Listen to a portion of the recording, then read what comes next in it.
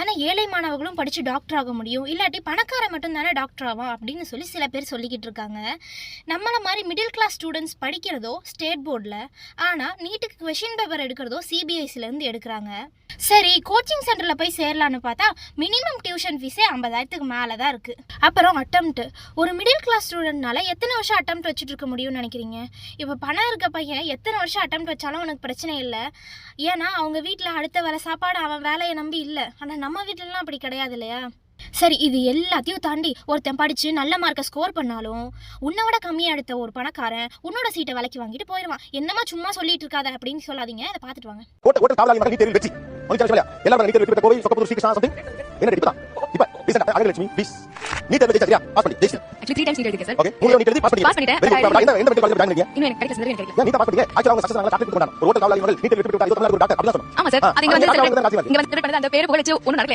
நான் 3 தடவை எழுதியும் எனக்கு கிடைக்கல.